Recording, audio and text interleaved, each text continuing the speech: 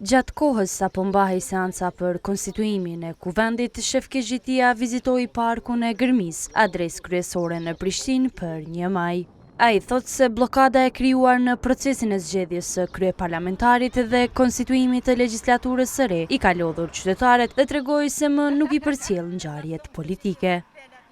Se janë lodhur me këtë punë. Për konsultimin e kuvendit kjo shumë keq, kjo është për neve keq. Nuk po mujnë me bëllë, kështu nuk shkan kjo punë, nuk di deri ku, veç është keq për neve. Zymer Maxharri, një qytetar tjetër, ironizoi me situatën e krijuar. Ai thot se udhëheqësit partijak dhe deputetët e zgjedhur kanë punë më të rëndësishme se zgjidhja e ngërçit në kuvend. Nuk bin kaq poshtë, se ata tash janë të marrë me senet mëdha, që 2 muaj nuk mujnë me bë kuvendin, janë zonën aq shumë sa nuk po ju bjen men për popullat.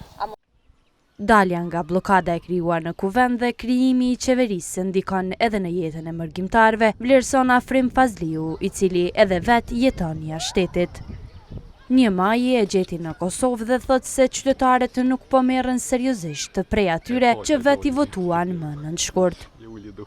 Edhe nuk janë fort të renovation, që thua një fjalë e vjetër popullore, fort që tepër janë lodhur. Kështu që fort nuk janë të lidhur me politikë. Edhe në një pyetje të hapur në koha.net, qytetarët bën thirrje për veprime që zhbllokojnë ngërçin. Disa thanë se votimi Albulena Haxhiut si kryeparlamentare do t'ishte opsioni më i mirë, e të tjerë vlerësuan se si opsione duhet konsideruar edhe propozimi i një kandidati tjetër nga vetëvendosja dhe marrëveshja mes subjekteve politike për zgjedhje të reja.